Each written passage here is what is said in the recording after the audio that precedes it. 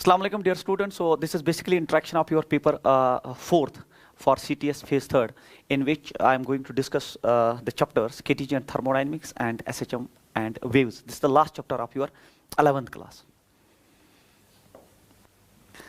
Two containers of equal volumes contain the same gas at pressure P1 and P2 and absolute temperatures T1 and T2 respectively. On joining the vessels, the gas reaches a common pressure P and a common temperature T. The ratio P by T. देख लीजिए, बहुत important question है ये. इसमें आपके पास दो vessels है initially like this, और इन वेजल्स का जो है आपका प्रेशर जो है इनिशियल प्रेशर वो P1 है, इसका P2 है, इसका टेम्परेचर जो है वो T1 है और इसका टेम्परेचर जो है वो T2 है. फिर हमें कहा गया कि absolute temperature respectively on joining the vessels. अब हमने इनको कनेक्ट किया, अब हमने इन दो वेजल्स को कनेक्ट किया, इनका वॉल्यूम सेम है, it is given in the language of the question, तो initially their volume is also same. ठीक है, तो फिर on joining the vessels the gas reaches a common pressure P and a common temperature T. तो जब आपने connect किया तो दोनों गैसेस आप एक कॉमन प्रेशर P पे पहुंचे और एक कॉमन टेम्परेचर T पे पहुंचे. हमें क्या कैलकुलेट करना है, that we have to calculate the ratio that is P by T. देखिए इस क्वेश्चन का जो करने का तरीका है that is what we call as mole conservation. Otherwise this question is difficult. Actually SC Verma का क्वेश्चन है, बट नीट और जेई में पूछा गया हुआ क्वेश्चन है, वेरी इंपॉर्टेंट एक्सपेक्टेड क्वेश्चन रहता है. तो इसमें हमें जो तरीका करने का है उसको हम कहते हैं the technique is called as conservation of moles, number of moles of a gas. क्योंकि इनिशियली जो कि सिस्टम जो है आपका और जो फाइनल सिस्टम है यहाँ कहीं गैस लीक नहीं हुआ, विद इन द सिस्टम ही सारा गैस रहा है. Mole conservation is the best way to solve this numerical. अब सर मोल कंजर्वेशन कौन सा हम यूज करें, कौन सी इक्वेशन यूज करें? हमें केमिस्ट्री में जाने की जरूरत नहीं है. You know that basic equation that PV is equal to nRT. तो नंबर ऑफ मोल्स का जो फॉर्मूला बनता है that is PV by RT.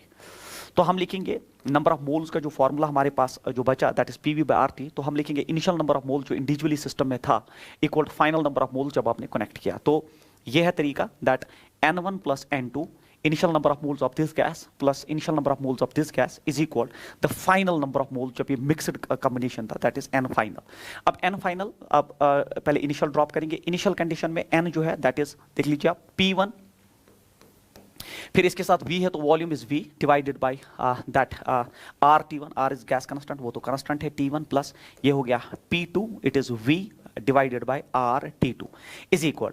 अब जो फाइनल वॉल्यूम फाइनल जो आपके नंबर ऑफ मोल्स है उसमें जो एक कंटेनर की कहानी है वो वही दूसरे कंटेनर की भी कहानी है. जैसे अब फाइनल प्रेशर P आ गया, फाइनल वॉल्यूम इस कंटेनर का V आ गया डिवाइडेड बाय R, तो यूनिवर्सल गैस कांस्टेंट है, और फाइनल टेम्परेचर जो है सिस्टम का रीच कर गया T. हम इसको मल्टीप्लाई 2 से करने जा रहे हैं. क्यों सर? क्योंकि जो इसका वॉल्यूम है और इसका वॉल्यूम वो बराबर है, तो वॉल्यूम दुगना हो गया. दैट इज व्हाई मैंने यहाँ पे 2 से मल्टीप्लाई किया. या अगर आप इंडिविजुअली इसके नंबर ऑफ मोल्स लिखेंगे और इंडिविजुअली नंबर ऑफ मोल्स दोनों के लिखेंगे तो आपको दोनों बार जो है PV by RT PV by RT add करके ये आ जाएगा.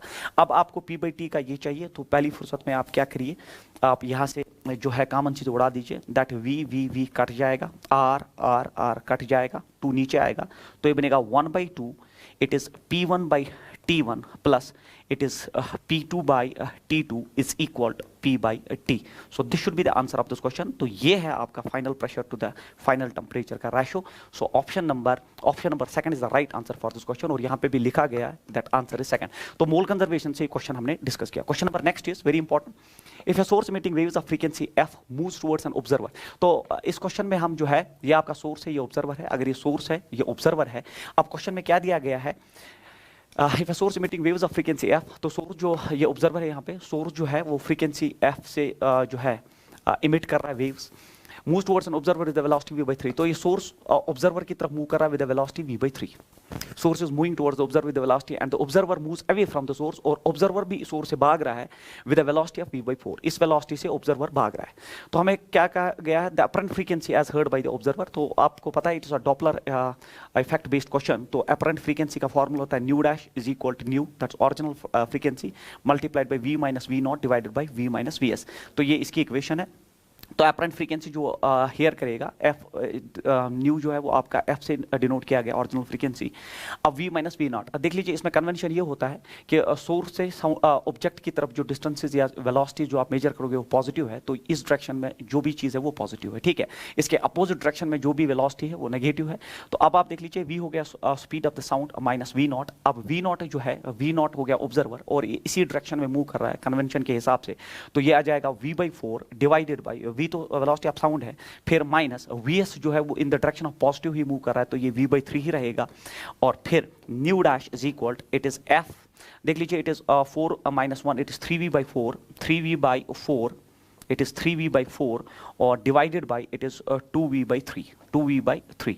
देखिए v और v कटे जाएगा, 3 3 जा 9, 4 2 जा 8, तो apparent frequency heard is 9/8 f should be the right answer for this question. तो ये बिल्कुल equation based question, but you should be very much clear in the conventions. तो ऑप्शन नंबर फर्स्ट जो है इसका आंसर होना चाहिए। उसके बाद question number next, question number next is diatomic gas at constant pressure, the ratio of del Q is to del U is to del W is। तो heat is supplied to a diatomic gas at constant pressure। constant pressure के वक्त आप जो heat supplied है, heat is supplied to a diatomic gas। तो diatomic gas आप याद रखेंगे इसमें, क्योंकि इसमें हम जो degrees of freedom जो है that's an important thing here। तो diatomic gas के बारे में स्टोरी है और हमें ratio कैलकुलेट करना है। ratio is del Q is to del U is to del W। तो del Q जो है that is NCP dt, you know this formula, is to del U generalized formula होती है, NCP dt is to then del W is NR dt। ये formulas आपने thermodynamics में पढ़ी होनी चाहिए। देख लीजिए N dt dt dt। तो यहाँ पे Cp एक डायटोमिक गैस का, Cp जो डायटोमिक गैस का होता है that is actually degrees of freedom तो इसकी जो है डायटोमिक गैस की 5 होती है, तो Cv हो गया 5/2 और प्लस जो है उसका आप ये R करेंगे तो ये बनेगा 7/2। तो Cp शुड बी 7/2 R, ये आपको पता होना चाहिए। Cv हो गया 5/2 R इज टू यहाँ तो डायरेक्टली R है, तो R जो है वो कैंसिल आउट हो जाएगा, R cancel out, multiply through out by 2 to get the ratio, तो ये बनेगा 7:5:2 is the right answer for this question. तो इस क्वेश्चन का जो राइट आंसर होना चाहिए दैट इज 7:5:2। तो you should know the degrees of freedom, ठीक है। डायटोमिक गैस का डिग्री ऑफ फ्रीडम 5 होता है, तो Cv 5/2 R होना चाहिए, प्लस करेंगे आप R तो बनता है वो 7/2 R। तो you should no this. Question number next is An unknown fork produces 4 beats per second with a tuning fork of frequency this। तो एक unknown fork है आपके पास, तो ये एक unknown fork है, इसकी frequency में न्यू मानता हूँ। produces 4 beats per second with a tuning fork of frequency। तो दूसरा जो है उसकी नून frequency है, that's 288 हर्ट्ज उसकी नून frequency है।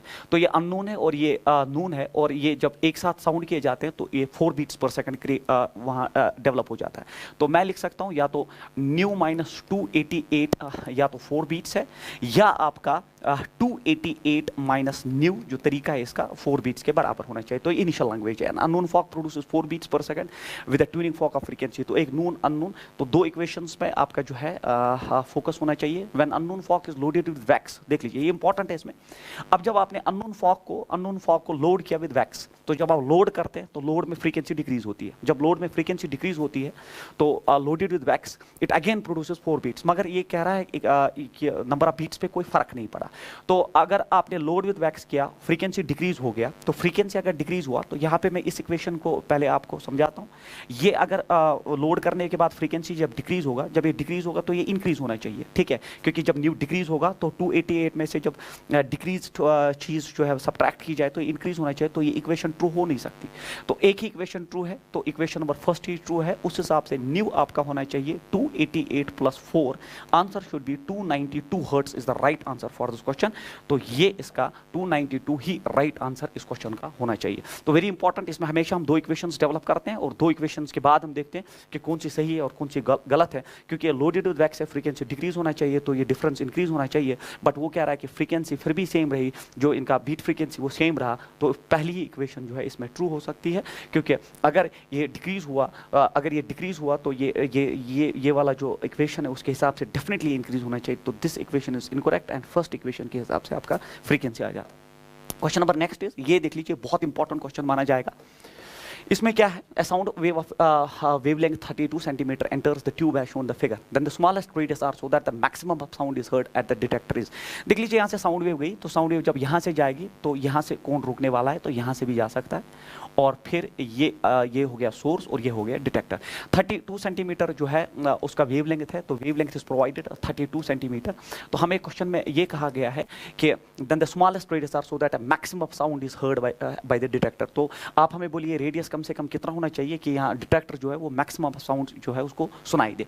तो इस क्वेश्चन को करने का ये तरीका है कि जो पाथ डिफरेंस यहाँ पे है, वो पाथ डिफरेंस जो है, वो पाथ डिफरेंस अगर मैक्सिमा आपको सुनना है तो एन लेमडा के बराबर होना चाहिए, क्योंकि मैक्सिमा सुनने के लिए पाथ डिफरेंस का वैल्यू एन लेमडा होना चाहिए, और चूंकि स्मॉलेस्ट रेडियस बोल रहा है तो एन का वैल्यू भी 1 होना चाहिए। तो पाथ डिफरेंस इस केस में लेमडा के बराबर होना चाहिए, क्योंकि एन यहाँ 1 है। The reason is that smallest wavelength ही, स्मॉलेस्ट हमसे पूछा गया है रेडियस, स्मॉलेस्ट रेडियस के लिए एन का वैल्यू जो है 1 पुट कर देते हैं, और ये कंडीशन बनती है मैक्सिमा अगर आपको यहाँ डिटेक्टर को सुनना है। अब पाथ डिफरेंस किसके बराबर है, तो अगर आप डायग्राम में देखेंगे पाथ डिफरेंस किसके बराबर है, देख लीजिए यहाँ से जो पाथ साउंड वेव को जो ट्रैवल करना है वो हो गया पाई आर, क्योंकि ये सेमी सर्कल है तो पाई आर, अगर ये पूरा सर्कल होता तो 2 पाई आर, तो ये हो गया पाई आर। तो path difference is pi r minus, तो यहाँ से जो इसका जो है that is the length, and that length जो है दैट लेंथ इज, मान लो आप इसका जो लेंथ है 32 centimetre, sound of wavelength this enters a tube as shown the figure, तो ये 2r हो जाएगा, ठीक है, this will be directly 2r। तो ये पाथ डिफरेंस जो है वो लेमडा के बराबर होना चाहिए। तो यहाँ से जो है ये पाई आर हो गया, अब ये अगर ये r है तो ये r हो गया, तो ये 2r हो गया, क्योंकि ये आप जानते हैं। तो यहाँ पे आप देख लीजिए, आप कॉमन चीजें बाहर निकाल दीजिए, दैट्स r, तो अंदर बचा pi minus 2 is equal to lambda, तो मैं लिख सकता हूँ r is equal to lambda divide by pi minus 2। So this is how आप इस क्वेश्चन को सॉल्व करेंगे। लेमडा दिया है 32 सेंटीमीटर, यूनिट को चेंज करने की भी जरूरत नहीं है क्योंकि ऑप्शन में भी सेंटीमीटर है। पाई हो गया 3.14, पाई हो गया 3.14 माइनस 2, तो ये हो गया 32 then divided by it is 1.14। जब आप इसको डिवाइड करेंगे तो it will reduce to approximately 28 centimetre is the right answer of this question. 32 divide by 1.14 जो है वो 28 सेंटीमीटर पे reduce, and option number 4 is the right answer for this question. But जो अप्रोच मैंने इसमें यूज किया that is very important solve many questions. Maxima सुनने के लिए आपका पाथ डिफरेंस एंड लेमडा होना चाहिए, ये आप जानते हैं। उसके बाद question number next, the linear density of a vibrating string is this. तो ये मास डेंसिटी दिया है, it is KG that per meter, तो ये मास डेंसिटी दिया है। The transverse wave propagating along the string is described by the equation.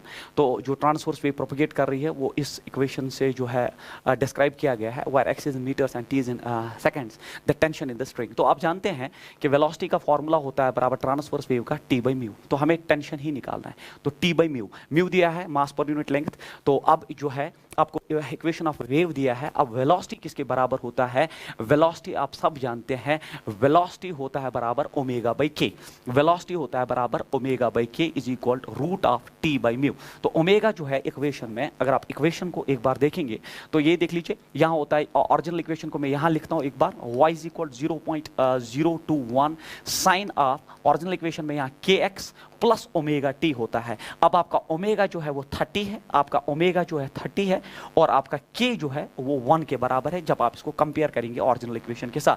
तो omega by के आपका स्पीड होता है, और ओमेगा आपका 30 है, divide by k is 1 is equal to root of T by mu.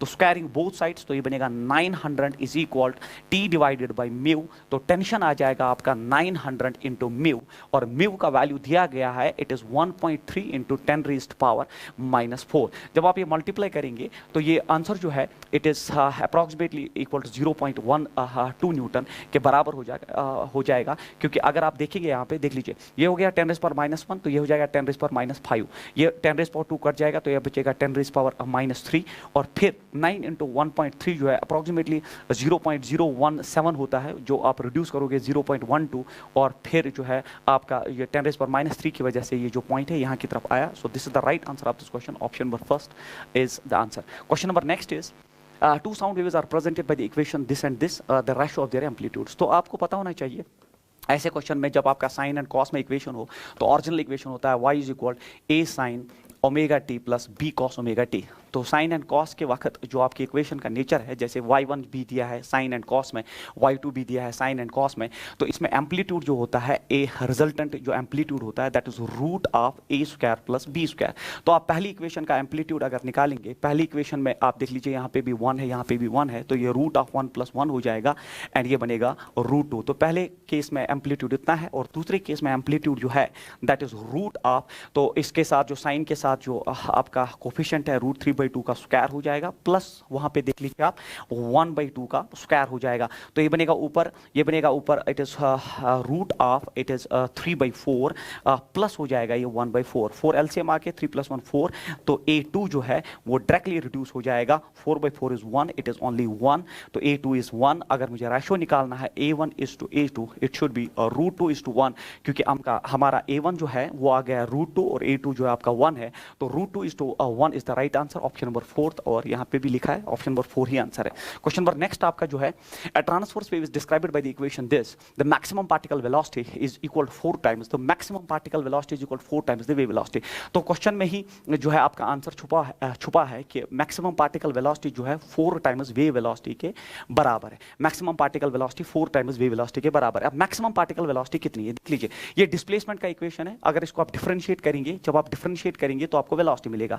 तो वेलोसिटी जो है, वेलोसिटी में जो है आपका ये जो है 2πf जो है विद रिस्पेक्ट टू, क्योंकि you have to differentiate it velocity के लिए d/dt, तो d/dt के हिसाब से 2πf बाहर आ जाएगा, 2πf बाहर आ जाएगा और y0 भी बाहर है, तो मैं लिखूंगा 2π f y0, then it is cos of, क्योंकि differentiation of sine is cos, और ये फिर बाकी वही रहेगा 2π, it is ft minus x by lambda. तो ये हो गया पार्टिकल वेलोसिटी, जो हमने कैसे ऑब्टेन किया, we have obtained this particle velocity, this is the particle velocity and we have obtained it by differentiating that y। तो ये है अब आपका मैक्सिमम पार्टिकल वेलोसिटी। तो मैक्सिमम पार्टिकल वेलोसिटी इससे ज्यादा हो नहीं सकता, इससे ज्यादा हो नहीं सकता, क्योंकि मैक्सिमम पार्टिकल, क्योंकि कॉस का वैल्यू 1 पे आपका मैक्सिमम पार्टिकल वेलोसिटी आ जाएगा, it is 2π, it is f y0 is equal to 4 times wave velocity, and wave velocity होता है बराबर new into lambda, frequency multiplied by lambda. Frequency यहाँ f है और लैम्डा इज द वेवलेंथ, तो हमें lambda ही निकालना है। तो हम कैसे निकालेंगे देख लीजिए, f और f यहाँ कैंसल आउट हो जाएगा,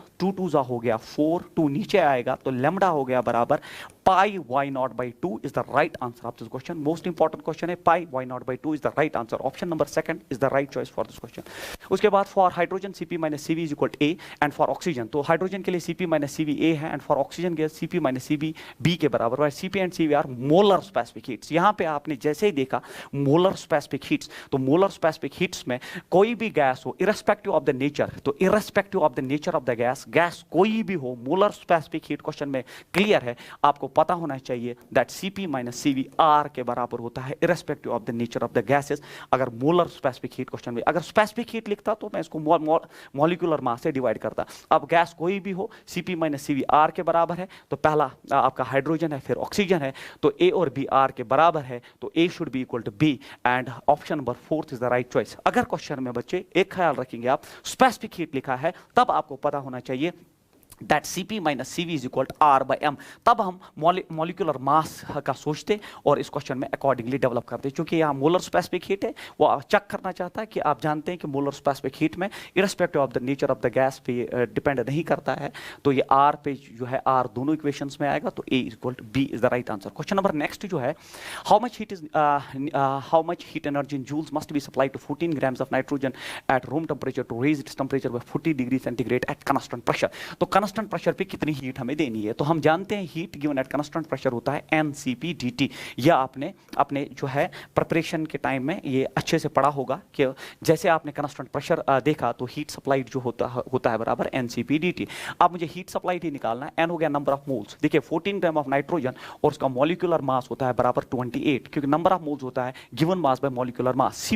Cp अब ये डायटोमिक गैस है, डायटोमिक गैस का Cp होता है 7/2R मल्टीप्लाइड बाय dt, और 40 डिग्री सेंटीग्रेड का टेम्परेचर डिफरेंस चाहिए।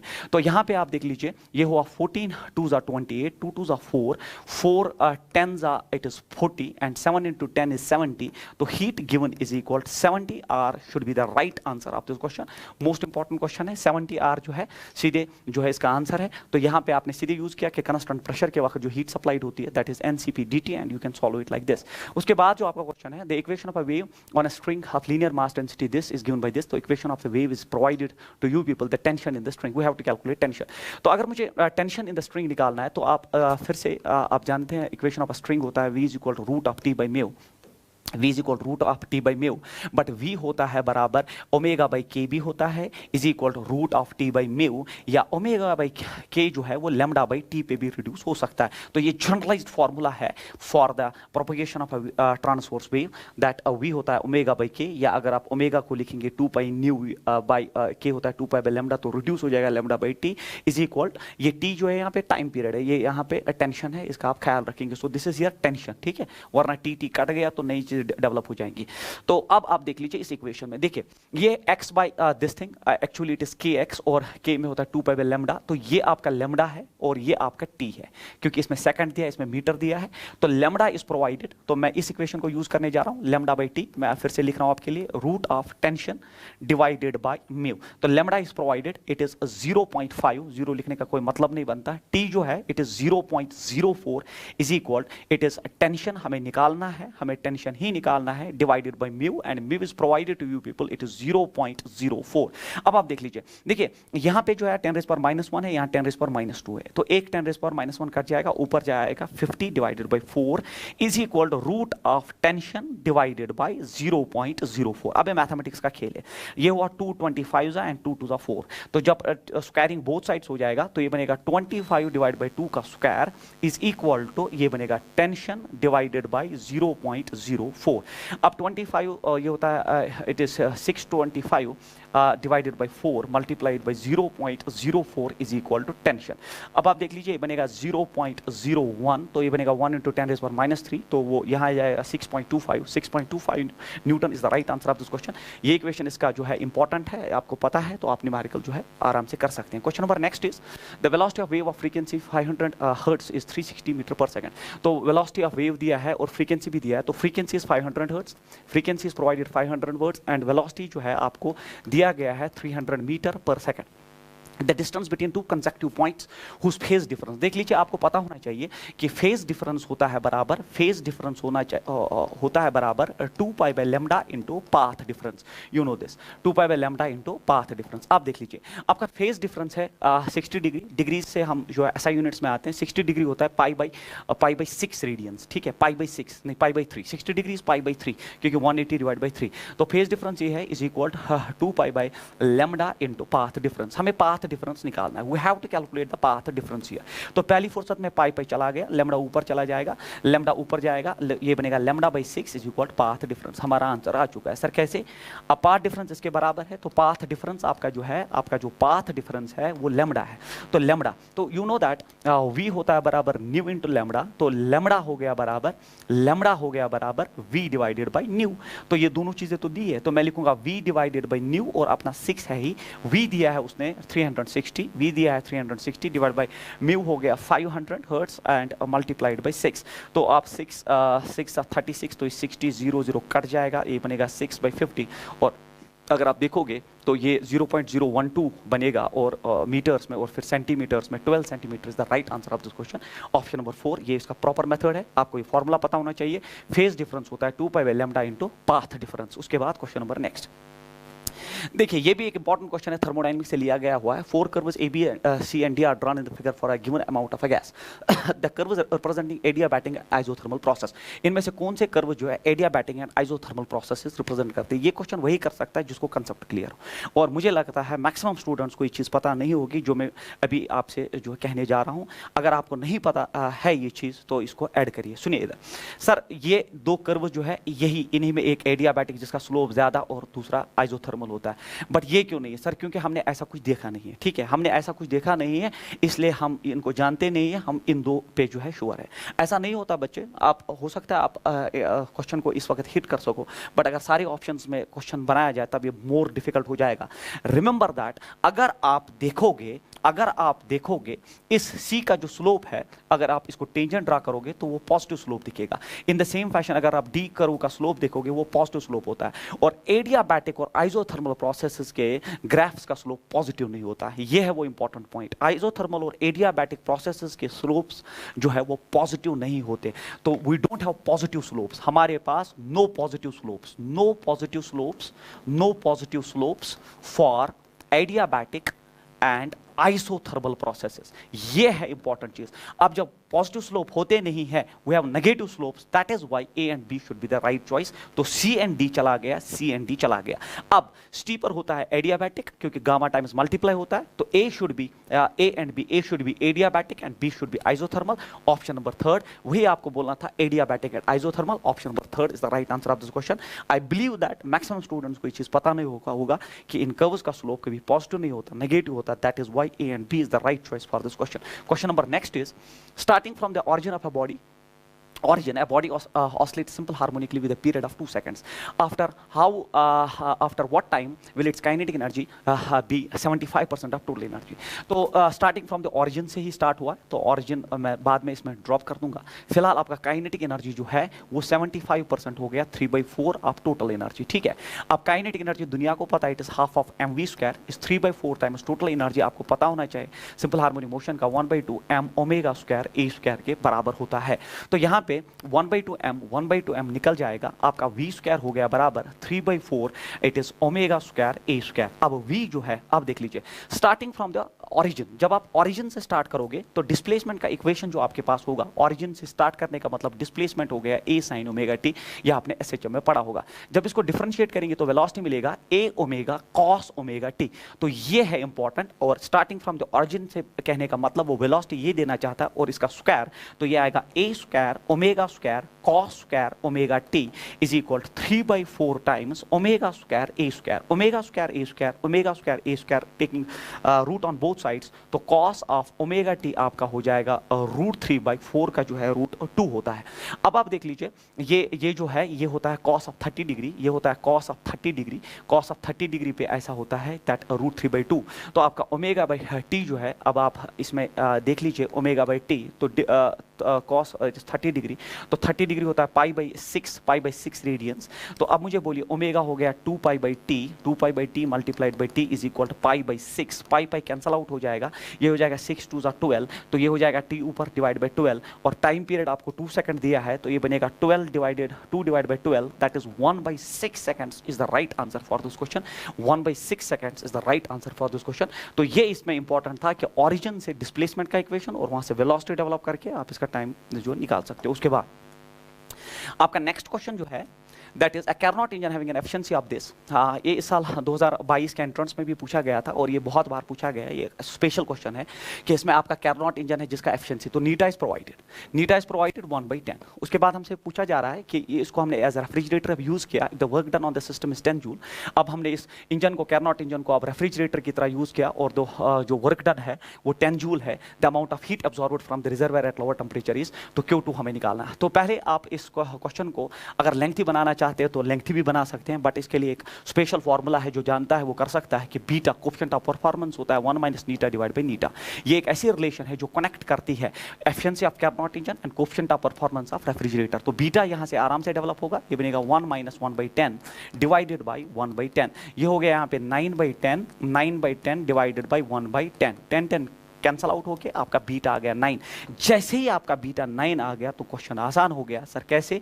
बीटा होता है heat dragged to the work done, तो बीटा 9 है, आपको हीट ड्रैगड सिंक से कितना निकाला और वर्क आपने 10 जूल किया है, तो हीट आपने 90 जूल जो है वो आपने सिंक से बाहर निकाला है, तो 90 joule is the right answer for this question. उसके बाद efficiency of an ideal heat engine working between the freezing point and the boiling point, तो ये बेसिक क्वेश्चन है यार। तो एफिशिएंसी होता है 1 - T2/T1, ये होता है आपका sink, this is your sink and this is your source, ठीक है।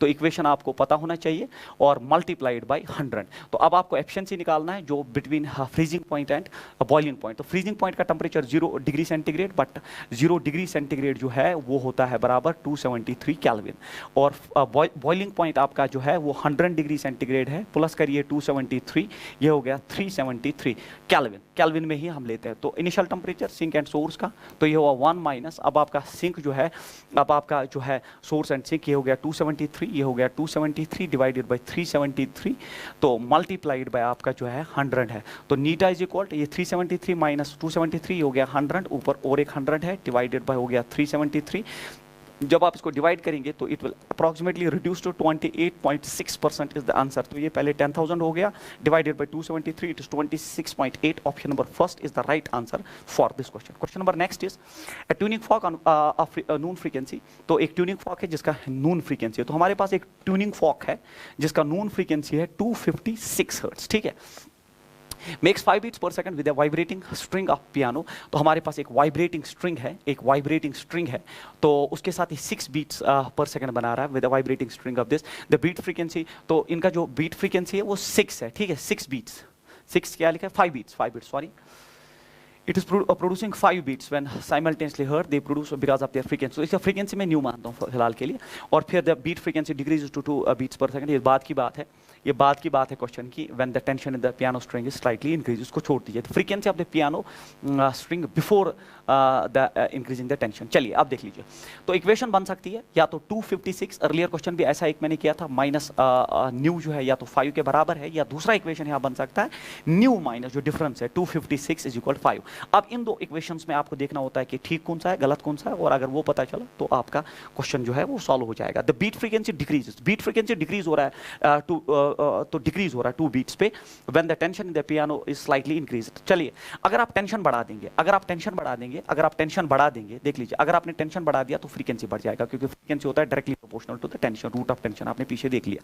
तो अगर आपने टेंशन बढ़ा दिया, फ्रीक्वेंसी बढ़ेगा। जब फ्रीक्वेंसी बढ़ेगा तो डेफिनेटली यहाँ पे इस इक्वेशन में जब फ्रीक्वेंसी बढ़े, क्योंकि आपने टेंशन बढ़ाया, फ्रीक्वेंसी बढ़ेगा, फ्रीक्वेंसी बढ़ेगा तो ये डिफरेंस घटेगा, तो ये डिफरेंस घटेगा, तो दिस इक्वेशन इज करेक्ट। यहाँ पे देख लीजिए, अगर फ्रीक्वेंसी बढ़ रहा है तो घट भी सकता है ना, जीरो भी हो सकता है, कुछ भी हो सकता है, तो this equation can not be the answer. तो 256 minus 5 is equal to new should be the answer of this question. 256 minus 5 या 251 hertz is answer of this question. तो ये होना चाहिए इसका आंसर, बट इसने सब्ट्रैक्ट नहीं किया। 256 minus 5 should be the right answer. 256 minus 5 second option is the right answer. Yes, answer is second option.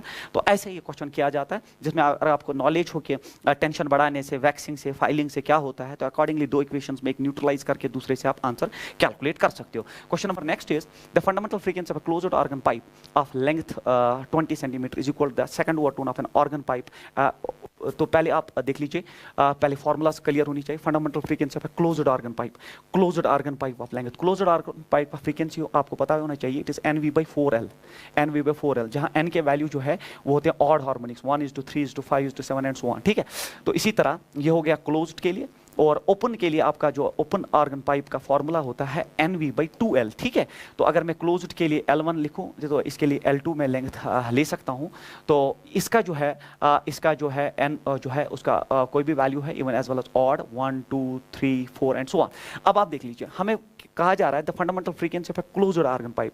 तो क्लोज्ड ऑर्गन पाइप का फंडामेंटल फ्रीक्वेंसी मतलब n का वैल्यू 1, तो ये हो गया 1V डिवाइडेड बाय 4। लेंथ उसका जो है वो 20 सेंटीमीटर दिया गया है, is equal to that of second overtone of an organ pipe open at. तो सेकंड ओवरटोन देख लीजिए, ये N1 ड्रॉप करने पे ये हो जाएगा फंडामेंटल, ये हो गया N2 के पे हो गया फर्स्ट हार्मोनिक, एंड N3 पे हो गया सेकंड हार्मोनिक। तो यह बनेगा 3V/2L2, और L2 ही हमें कैलकुलेट करना है। अब देख लीजिए आप कैंसिलेशन में, तो ये पता होना चाहिए कि ओवरटोन क्या है, फंडामेंटल क्या है, that you should know. V cut जाएगा बच्चों, वी कट जाएगा, आपका जो है ये हो जाएगा 2 2 4, ये हो गया 43 120। तो L2 should be equal to 120 centimetre is the right answer of this question.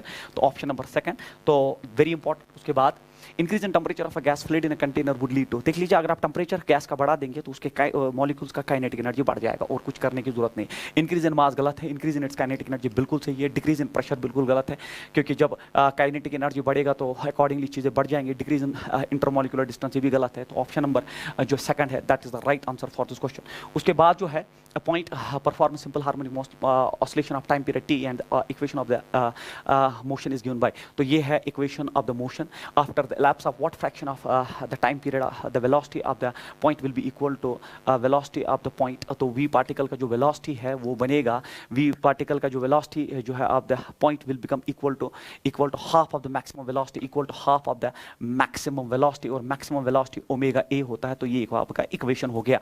तो पहले आपका displacement है, और डिस्प्लेसमेंट से वेलोसिटी डिफरेंशिएशन पे मिलता है। चला आप इस एक डिफरेंशिएशन करिए, ओमेगा बाहर आएगा तो ये बनेगा ए ओमेगा कॉस, ये बनेगा omega T plus pi by 6। अब आप यहाँ अकॉर्डिंगली मैनेज करिए, वी पार्टिकल आपका मिल गया है, it is A omega, it is cos of, then it is omega T plus pi by 6 जो है आपका 1/2 ओमेगा ए के बराबर है। आप कैंसिलेशन में देख लीजिए, ओमेगा ए आपका निकल जाएगा और ये हो गया आपका कॉस ऑफ 60, कॉस ऑफ 60 होता है 1/2 और 60 होता है पाई बाई 3, तो पाई बाई 3, तो omega T plus pi by 6 आपका जो है वो पाई बाई 3 पे रिड्यूस हो जाएगा, तो ओमेगा टी आपका हो जाएगा pi by 3 minus pi by 6, तो 6 में से 3 जो है चला जाएगा और ये बना 3 पाई बाई 6 में से 3 चला जाएगा 3 पाई बाई 18, तो ये बनेगा 3 6 18, तो ये बना बच्चों पाई बाई 6, पाई बाई 6। अब आपको जो है हमें निकालना है टाइम पीरियड, तो उसके बाद आप देख लीजिए ये हो जाएगा ओमेगा हो जाएगा 2 pi by T multiplied by T is equal to pi by 6, तो यहाँ पे पाई पाई कट जाएगा, टी ऊपर जाएगा और टी कितना दिया है after what lapse of time fraction, तो टी बाई 6 यस एग्जैक्टली, तो आपका टी जो आंसर जो आना चाहिए ये आएगा T divided by 12 is the right answer, क्योंकि आप देख लीजिए टी ऊपर गया 2 नीचे आया, T by 12 is the right answer for this question, option number 4। उसके बाद क्वेश्चन नंबर नेक्स्ट है आपका, 2 identical plain wires have a fundamental frequency of 6, ये इंपॉर्टेंट क्वेश्चन माना जाएगा। तो हमारे पास 2 आइडेंटिकल जो है पियानो वायर्स है या प्लेन वायर्स है हैविंग फंडामेंटल फ्रीक्वेंसी, और दोनों का फ्रीक्वेंसी जो है वो 600 साइकिल्स पर सेकंड है when kept under the same tension, एक ही टेंशन पे ये 2 वायर्स 600 साइकिल्स पर सेकंड पे जो है इनका फ्रीक्वेंसी दिया गया है। What fractional increase in the tension of one wire will lead to the occurrence of 6, तो एक वायर में आपने टेंशन बढ़ाने से अब आपको जो बीट सुनाई दे रहे हैं lead to the occurrence of 6 beats per second, आपको चूंकि 6 बीट्स बहुत कम है इन कंपैरिजन टू 600, तो when both the wires vibrates, तो ये बहुत कम होने की वजह से आप इसमें एरर मेथड यूज कर सकते हो, and that is the trick to solve this numerical. So this is called as कि अगर आपको कंसेप्ट क्लियर है, जब छोटा सा डिफरेंस क्रिएट हो ना, छोटा सा डिफरेंस अगर क्रिएट हो 6 तो बहुत कम डिफरेंस है, तब आप एरर मेथड से भी क्वेश्चन को सॉल्व कर सकते हो। सर कैसे? तो आपको पता होना चाहिए दैट फ्रीक्वेंसी होता है बराबर 1/2L root of T by mu, so ये होता है आपका फ्रीक्वेंसी का इक्वेशन, क्योंकि frequency is directly proportional to root of T here, frequency is directly proportional root of T here, तो आपको एरर मेथड से पता है that difference del nu by nu is equal to 1/2 नीचे आएगा, it is del T by T. अब आप देख लीजिए डेल न्यू जो है वो 6 बीट्स पर सेकंड है और ओरिजिनल फ्रीक्वेंसी तो आपका 600 है, इज इक्वल टू 1/2, और आपको निकालना है क्या है, आपको डेल टी बाई टी ही निकालना है। आपको what fractional increase in tension of one of the wires will lead to the occurrence of 6, तो डेल टी बाई टी ही आपको निकालना है, तो ये हो जाएगा आपका 300, ये हो जाएगा आपको 300, 3 2 6, और यहाँ पे आपका डेल टी बाई टी जो है वो रिड्यूस हो जाएगा आपका 6 डिवाइडेड बाई 300, 6 डिवाइड बाई 300, तो यहाँ पे आ जाएगा 3 2 6 और ये हो गया 100, तो ये आ जाएगा 0.02 is the right answer of this question. Second option देख लीजिए, और मैंने इसमें बड़े स्मार्टली खेला क्योंकि मैंने इसमें एरर मेथड यूज किया, because that difference is very small and we can solve a question like this, very important. उसके बाद क्वेश्चन नंबर नेक्स्ट आपका जो है, the average thermal energy for a monoatomic gas is this, Boltzmann is constant and T temperature, तो average thermal energy of monoatomic gas, देखिए monoatomic gas में 3 degrees of freedom होती है, तो काइनेटिक एनर्जी 3/2 kBT होना चाहिए, 3/2 kBT, right answer is option number 4, क्योंकि आप जानते हैं डिग्रीज ऑफ फ्रीडम 3 है, तो एक मॉलिक्यूल का एनर्जी होना चाहिए 3/2 kBT। उसके बाद जो है speeding motorcycle sees traffic jam ahead of him, तो यहाँ पे एक मोटरसाइकिल है, तो मैं यहाँ लिख रहा हूँ उसको, देखो मैं लिखूंगा मोटरसाइकिल, ठीक है, तो मोटरसाइकिल जो है उसने ट्रैफिक जैम देखा, he slows his speed, he slows down to 36 kilometre, 36 kilometre per hour को मीटर पर सेकंड में ये बनेगा 10 मीटर पर सेकंड, क्योंकि 5/18 से मल्टीप्लाई किया आपने। he finds that traffic has east and car moving ahead of him, तो आगे उसके एक कार चल रही है, तो ये अब स्टार्ट हो गई एट 18 किलोमीटर पर आवर, 18 होता है 5/18, तो ये 5 मीटर पर सेकंड से आगे जा रही है। फिर क्या बोल रही है, the car is with this speed and Hawking A frequency of this, तो यहाँ से एक फ्रीक्वेंसी बाहर आ रही है और वो फ्रीक्वेंसी है 1392 हर्ट्ज, तो ये फ्रीक्वेंसी इसने क्रिएट किया। अब मुझे बोलो फ्रीक्वेंसी ये सोर्स बना, फ्रीक्वेंसी की डायरेक्शन में, तो क्योंकि सोर्स ये बना और ये ऑब्जर्वर बना, सारी डायरेक्शन जो है वो पॉजिटिव मानी जाएंगी, सारी वेलोसिटी जो है वो पॉजिटिव मानी जाएंगी। हमें बोल रहा है कि आपका जो है स्पीड ऑफ साउंड दिया है 343 हर्ट्ज, ठीक है, मीटर पर second, the frequency of the honk heard by the him, तो यहाँ पे जो ऑब्जर्वर है, ऑब्जर्वर को क्या फ्रीक्वेंसी सुनाई देगी, तो न्यू डैश इज इक्वल सीधे Doppler based V0 divide by V minus VS multiplied by the original frequency, जो फ्रीक्वेंसी को हर्ड होगी तो 343 343, क्योंकि स्पीड ऑफ साउंड दिया है 343, आप देख लीजिए आप वी नॉट, वी ऑब्जर्वर यही है, ये यहां जा रहा है और आपका पॉजिटिव डायरेक्शन ये है, तो नेगेटिव होने की वजह से ये इसके अपोजिट में है, तो नेगेटिव होने की वजह से ये प्लस हो जाएगा और वी नॉट जो है वो 10 हो जाएगा, डिवाइडेड बाय वी हो गया फिर से 343, अब ये माइनस है, देख लीजिए यहां की तरफ पॉजिटिव है और ये कार यहां जा रहा है, तो ये फिर से नेगेटिव है, तो नेगेटिव फिर से यहां ऐड होगा, तो ये हो जाएगा +5 multiplied by new, and new is provided 1392। अब आप देख लीजिए न्यू डैश आपका जो है ये 10 इसमें ऐड हो जाएगा, तो ये बनेगा 353 डिवाइडेड बाय 5, इसमें ऐड हो जाएगा, तो ये बनेगा 340, ये हो जाएगा 48, हाँ 48 मल्टीप्लाइड बाय 1392। जब आप इसको सॉल्व करेंगे बच्चे, मेथड तो पूरा मैंने आपको दे दिया, तो ऑप्शन नंबर 1 जो है, ऑप्शन नंबर 1 थोड़ा सा मैथमेटिक्स इन क्वेश्चंस में करना पड़ता है, दैट इज व्हाई कुछ बच्चे इससे बच के ही चलते हैं, बट अगर एंट्रेंस क्वालिफाई करना है तो ये कैलकुलेशन आपको करना पड़ेगा, this will reduce to 14-12 hertz अगर आप इसको सॉल्व करेंगे। तो उसके बाद क्वेश्चन नंबर नेक्स्ट इज, ये तो बिल्कुल बेसिक क्वेश्चन है और ये आना ही चाहिए, आपको पूरी नॉलेज होती है इस चीज़ की। तो thermodynamic process is indicated in the following, तो प्रोसेसेस तो आपको पता होना चाहिए। देख लीजिए अगर ये प्रोसेस को आप देख लीजिए, प्रोसेस नंबर 4 को, it is parallel to that, it is parallel to the volume, but यहाँ पे अगर आप देखोगे ये प्रेशर जो है कांस्टेंट है, इसको आइसोबैरिक प्रोसेस कहते हैं। तो fourth should be isobaric, fourth should be isobaric, fourth should be isobaric, process number 4 जो है that is S, it should be isobaric, तो S should be B, S should be B, ठीक है, S should be B, तो ये और ये option तो पहली फुर्सत में ही निकल गए, S should be B। उसके बाद आप देख लीजिए ये जो है, क्योंकि यहाँ वॉल्यूम कांस्टेंट है, तो वॉल्यूम कांस्टेंट, तो प्रोसेस 1 होना चाहिए आइसोकोरिक, प्रोसेस 1 होना चाहिए आइसोकोरिक, तो P होना चाहिए, P होना चाहिए C के बराबर, P होना चाहिए C, P जो है आपका C, तो देख लीजिए इसमें भी PC, इसमें भी PC, तो यहाँ पे भी जो है अभी हम आंसर नहीं निकाल सकते। उसके बाद अगर आप देखेंगे 3 आइसोथर्मल है और 2 एडियाबैटिक है, क्योंकि इसका स्लोप ज्यादा है, तो 2 एडियाबैटिक है, 2 एडियाबैटिक है, प्रोसेस नंबर 2 एडियाबैटिक है, तो क्यों होना चाहिए ए, क्यों होना चाहिए A, option number first is the right option for this question, तो ऑप्शन नंबर फर्स्ट ही आंसर इसका है। उसके बाद the efficiency of a Carnot engine is 50% when temperature of outlet is this. देखिए एफिशिएंसी का फॉर्मूला आप जानते हैं, इट इज 1 - T2/T1, और ये सिंक है और ये सोर्स है। 50% एफिशिएंसी मतलब होता है 1/2 इज इक्वल टू 1 माइनस, अच्छा when the temperature of outlet, outlet हो गया सिंक, सिंक का टेंपरेचर जो है 500 केल्विन है, तो सोर्स का टेंपरेचर यहां से आ जाएगा किसके बराबर, तो मैं लूंगा 500 divide by T1 is equal to 1 - 1/2, तो ये हो जाएगा 1/2, सिंक का सोर्स का टेंपरेचर T1 है और वो आया 1000 kelvin, 1000 kelvin is the source का टेंपरेचर। उसके बाद in order to increase the efficiency to 60%, अगर हम 60% एफिशिएंसी लाना चाहते हैं 1 - T2/T1, तो अब आपका 60% होता है 60/100 इज इक्वल टू 1 माइनस, तो keeping the temperature of intake the same, तो इनटेक का टेंपरेचर सेम, मतलब सोर्स का टेंपरेचर आप सेम रख रहे हैं, कितना यहाँ जो निकाला आपने दैट इज 1000, तो हमें आउटलेट का बोलना है, मतलब इस केस में हमें T2 निकालना है। अब बहुत आसान है, T2 divide by 1000 is equal 1 minus 0 निकल जाएगा और ये बनेगा 6 डिवाइडेड बाय 10, 6 डिवाइड बाय 10 आप जानते हैं, 6 डिवाइडेड बाय 10 आप जानते हैं, 2 3 6, 2 5 10, 5 - 3 होता है 2, 2/5, तो T2/1000 is equal, T2/1000 is equal, तो ये होता है 2 डिवाइडेड बाय 5, 2 डिवाइडेड बाय 5, तो ये हो गया 5 2 10 0 0, तो T2 should be 400 kelvin is the right answer for this question. Option number second is the right answer. बहुत इंपॉर्टेंट है आपके कार्नोट इंजन पे, जिसमें 2 एफिशिएंसीज पे आप 2 वेरिएबल्स को कैलकुलेट कर सकते हैं। The mean free path of a gas with molecular diameter d and number density, तो ये बिल्कुल फॉर्मूला बेस्ड क्वेश्चन है और ये बहुत इंपॉर्टेंट है।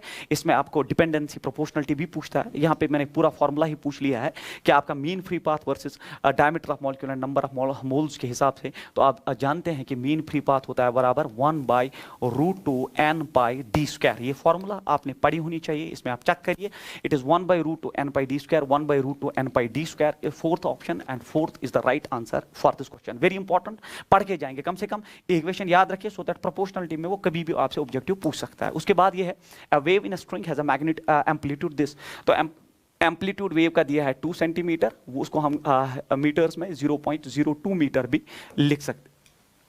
The wave travels in the positive extraction, देख लीजिए यहाँ आपका काम आसान हो गया। पॉजिटिव एक्सट्रैक्शन में वेव का मतलब होता है, पॉजिटिव एक्सट्रैक्शन का वेव का मतलब होता है kx माइनस ओमेगा टी या ओमेगा टी माइनस kx, तो माइनस बीच में आना चाहिए। देख लीजिए यहाँ प्लस है, ये हो नहीं सकता, यहाँ प्लस है, हो नहीं सकता, तो यह ऑप्शन नंबर सेकंड ट्रू है, या ऑप्शन नंबर 4। तो अगर क्वेश्चन में इतना भी आपको पता है ना, दो ऑप्शंस उड़ जाएंगे, क्योंकि पॉजिटिव एक्सट्रैक्शन मतलब k x plus omega, k x minus omega T या omega T minus k x, तो माइनस ही बीच में होना चाहिए with the speed of this. तो स्पीड दी है वेव की, दैट इज गिवन 128 मीटर पर second and it is noted that 5 complete waves fit in 4 metre. देख लीजिए 5 वेव्स 4 मीटर में, 5 वेव्स जो है 4 मीटर में आ रही है, 5 वेव्स जो है वो 4 मीटर डिस्टेंस में आ रही है। तो एक वेव कितने में आएगी? तो एक वेव आएगी 4/5 मीटर में, और यही है वेवलेंथ। तो हमें वेवलेंथ चाहिए थी बच्चों, और वेवलेंथ हमें मिल चुका है। दैट 5 वेव्स अगर 4 मीटर में है तो एक वेव 4/5 मीटर में, and that is what we call as wavelength, the equation describing the wave. तो पहले आप देख लीजिए एम्पलीट्यूड सब में बराबर है, तो ये दो ऑप्शंस तो चले गए, इसमें भी 0.2 0.2। अब हमें आगे देखना है, देखो या तो हमें k निकालना पड़ेगा या हमें ओमेगा निकालना पड़ेगा, आपकी मर्जी है। तो आप k को निकालिए। अगर k आप देखोगे k होता है 2π/λ, और लैम्डा हम निकाल चुके हैं, ये हो गया 2π, पाई हो गया 3.14, और लैम्डा हम निकाल चुके हैं, इट इज 4/5। जब आप इसको मल्टीप्लाई करेंगे 5 2 10, 5 2 10, इट इज 10, और 10 से ये 31.4 बनेगा, 31.4। तो 4 7 28, हाँ 7.85 पे रिड्यूस हो जाता है, तो आपका k आया 7.85। आप इन दो ऑप्शंस में जिनमें आंसर है देख लीजिए, यहाँ k 7.85, यहाँ गलत है, तो option number 4 is the right answer. तो मैंने k निकाला, आप ओमेगा भी निकाल सकते हो इस नॉलेज से, और आपका जो ऑप्शन है वो फोर्थ है। वेरी इंपॉर्टेंट क्वेश्चन, क्योंकि इसमें वेवलेंथ का जो कंसेप्ट है ये ऐड हो गया। उसके बाद क्वेश्चन नंबर नेक्स्ट जो आपका है, ये है बच्चे, ये है most important question. Most important क्यों है वो आपको खुद पता चलेगा, मैं अभी डिस्कस करता हूं आपके साथ, आपको खुद पता चलेगा। देख लीजिए, a particle of mass m is released from rest and it follows a parabolic path as shown. तो एक पार्टिकल को आपने रेस्ट से छोड़ा और वो पैराबोलिक पाथ रिलीज करता है। Assuming that the displacement of the mass from the origin is small, which graph correctly depicts the position of the particle as a function. तो हमें x का जो है ना, x का इक्वेशन, डिस्प्लेसमेंट टाइम इक्वेशन निकालना है। तो मुझे बोलिए, अगर आपने पार्टिकल को यहां से रिलीज किया, तो ये सीधी सी बात है एक्सट्रीम से रिलीज किया, क्योंकि ओरिजिन है और एक्सट्रीम से, और ये यहां पे ऑसिलेट करेगा, ये यहां ऑसिलेट करेगा। तो ऑसिलेट करेगा यहां, क्योंकि यहां पे आपने रिलीज किया, ये यहां जाएगा और फिर यहां ऑसिलेट करेगा। बट अब प्रॉब्लम ये है इस क्वेश्चन में कि ऑसिलेशन कर रहा है, मगर वो एसएचएम है कि नहीं, क्योंकि एसएचएम के लिए जो है ना अलग कंडीशन चाहिए, हर एक ऑसिलेशन एसएचएम नहीं हो सकता, जरूरी नहीं है।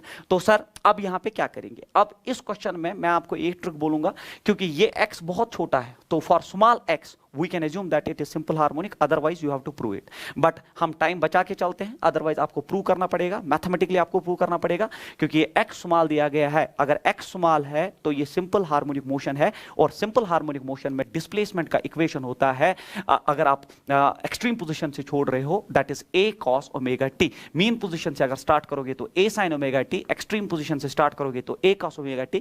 अब आप यहां ग्राफ में देखिए, cos का एक ही ग्राफ आपको दिखेगा, that is option number second is the right answer, क्योंकि पहला साइन का है और ये दो तो हो नहीं सकते। तो आपका एक ही ग्राफ आंसर है जो कॉस में है। इसको बोलते हैं बच्चे स्मार्टली इस क्वेश्चन में खेलना, बट इसमें एक ही चीज ने आपको बचाया कि this x is small and therefore we can है ना, we can say that it can be a simple harmonic motion, and for simple harmonic motion this equation is valid, it's a cos equation, only one graph is true, option number second is the right choice. Question number next is 1 mole of an ideal gas gamma दिया है, is adiabatically compressed so that its temperature rises from 27 to this, the work done by the gas is। तो हमें work done जो है, तो 1 mole of an ideal gas gamma दिया है, adiabatically compressed. देख लीजिए, आपको पता होना चाहिए वर्क डन का फॉर्मूला होता है बराबर nr del t divide by 1 minus gamma. तो एडियाबैटिक कंप्रेशन में ये फॉर्मूला आपको जबानी याद होनी चाहिए।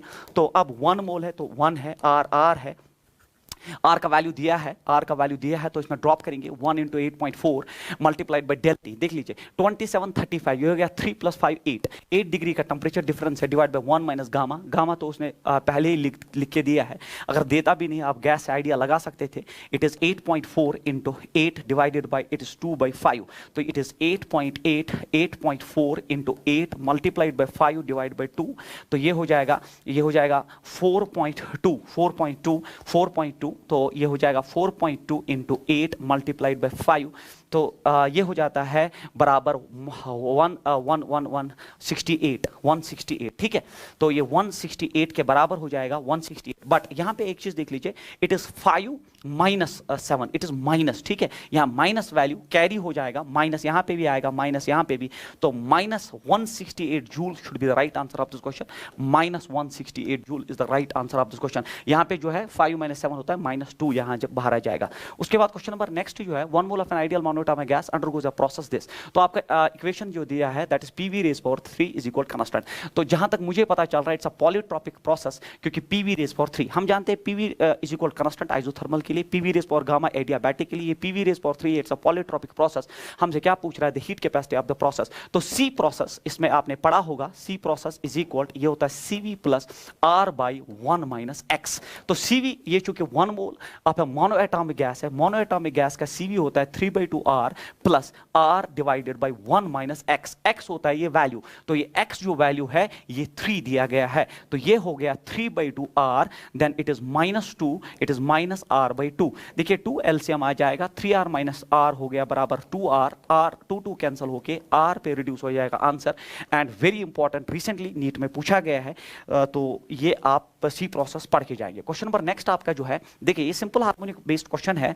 तो ये क्वेश्चन कह रहा है अ बॉडी ऑफ मास के एग्जीक्यूट सिंपल हार्मोनिक मोशन। तो एक बॉडी ऑफ मास m है, वो एग्जीक्यूट करता है simple harmonic motion with time period t1 and t2 when separately. तो मतलब जब आपने मास को इस स्प्रिंग के साथ अटैच किया तो टाइम पीरियड t1 है, इस स्प्रिंग के साथ अटैच किया तो टाइम पीरियड t2 है। उसके बाद the period of SHM when the body executes simple harmonic as shown in the figure। फिर आपने jointly इसको कनेक्ट किया। अब आप हमें बोलिए कि टाइम पीरियड का इक्वेशन क्या होगा। तो आप जानते हैं पहले पैरेलल कॉम्बिनेशन है, तो पैरेलल में के इफेक्टिव जो है वो k1 प्लस k2, तो ये आपने पढ़ा होना चाहिए कि पैरेलल में के इफेक्टिव होता है k1 प्लस k2, और सीरीज में जो है 1/k इफेक्टिव होता है 1/k1 प्लस 1/k2। और फिर आप ये भी जानते हैं कि टाइम पीरियड होता है बराबर 2π root of m/k, t is equal root of 2π m/k। तो यहाँ पे प्रोपोर्शनलिटी देखिए आप, that proportionality is t square is inversely proportional to k, या k is inversely proportional to t square. खेल खत्म।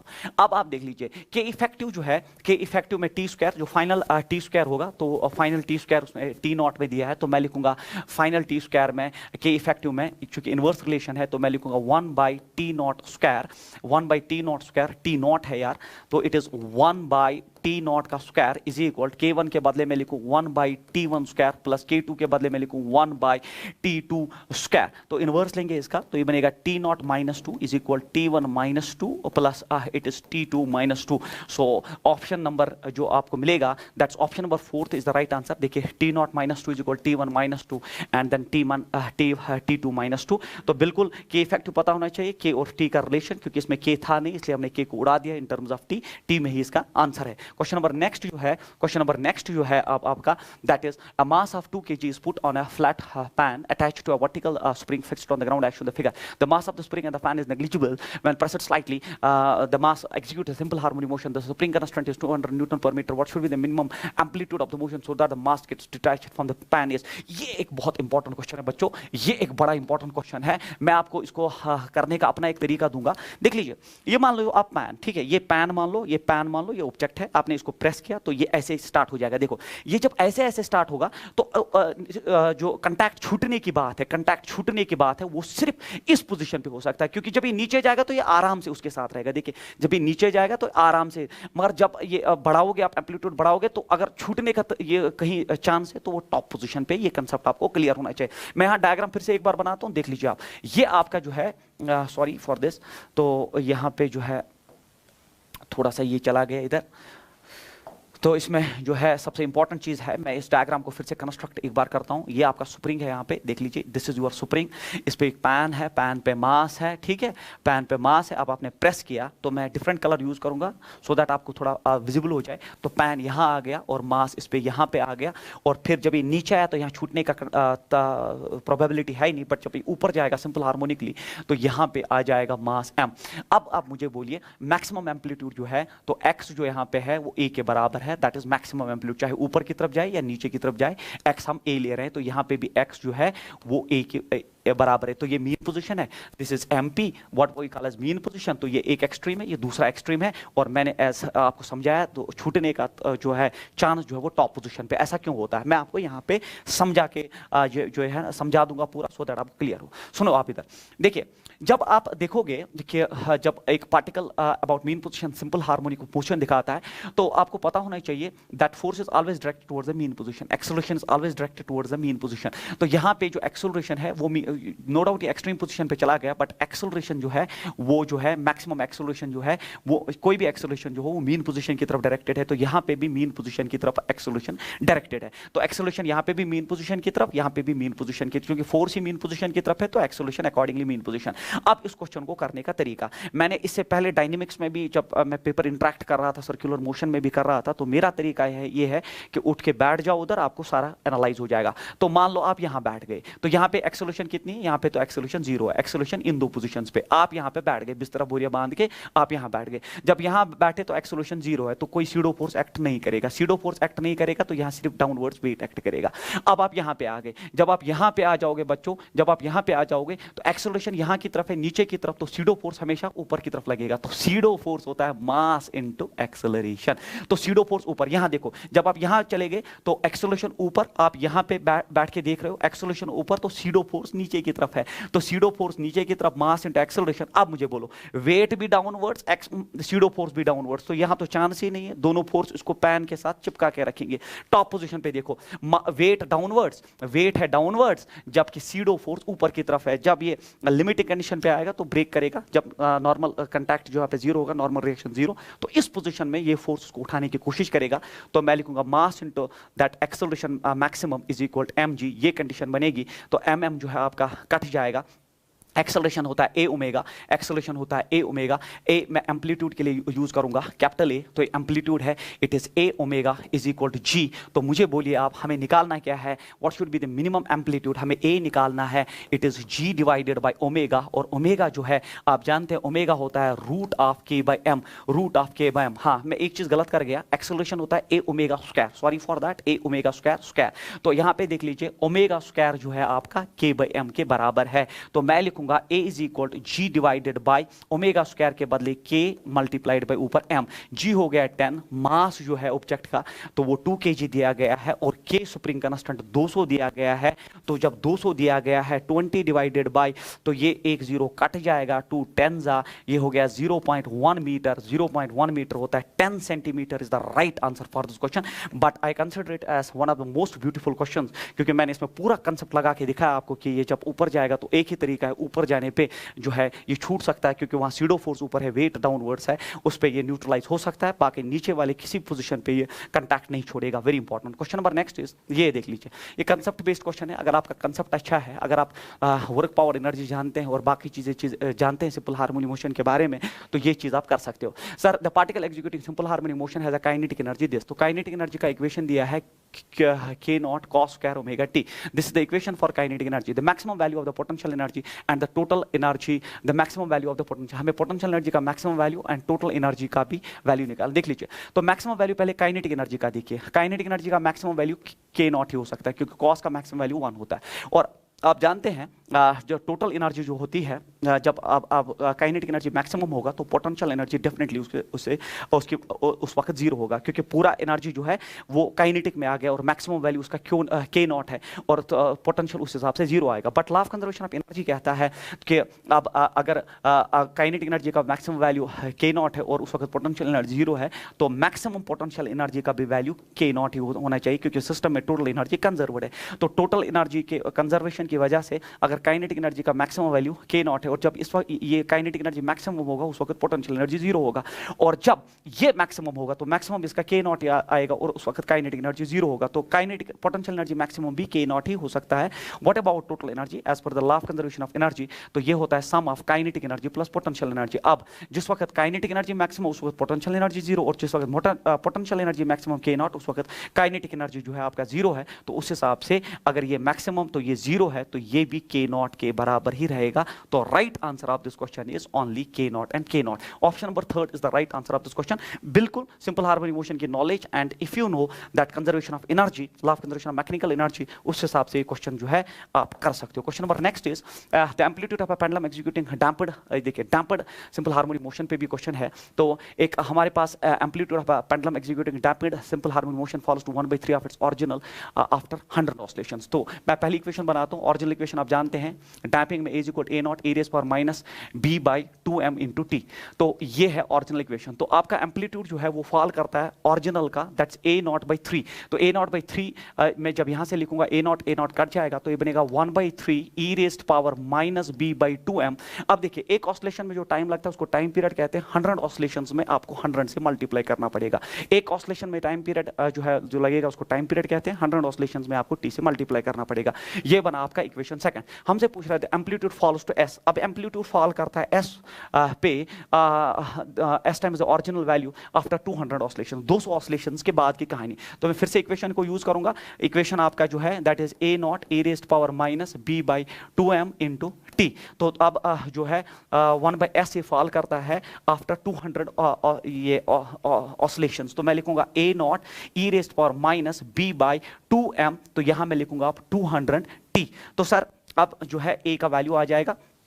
तो सर अब ये इसका वैल्यू कहां से निकालेंगे हम? देख लीजिए बच्चे, इसमें एक ट्रिक हम खेलते हैं। मुझे ये e रेज पावर जो माइनस B/2m इंटू 200t का वैल्यू पता करना है। तो अगर मैं इसको स्क्वायर कर दूं एक बार, दोनों साइड से स्क्वायर कर दूं, तो ये जो है ये 200t हो जाएगा। तो ये बनेगा e raise power minus B/2m into 200t। तो ये बना e raise power minus B/2m into 200t, और वो हो गया बराबर यहाँ पे 1/9। तो a हो गया बराबर A0 divided by 9। So A0/9 is the right answer of this question. मैंने आपको बिल्कुल बहुत सारी चीजों से बचाया।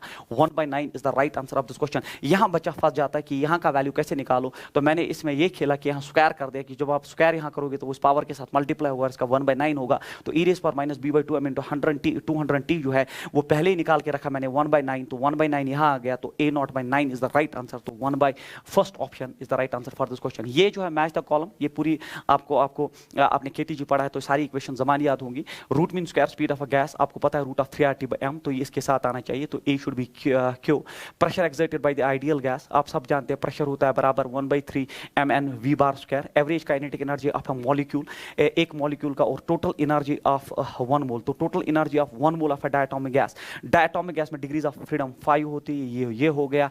तो आपका जो है आपका A क्यों होना चाहिए, आपका A जो है वो क्यों होना चाहिए? बिल्कुल सर, A क्यों होना चाहिए। आपका जो B है आपका BP होना चाहिए, BP होना चाहिए। A क्यों BP, तो ये R खत्म, ये R खत्म, A क्यों BP। तो एक ही ऑप्शन चमक रहा है बच्चे, और सेकंड ऑप्शन भी गलत। Third answer is the right answer for this question.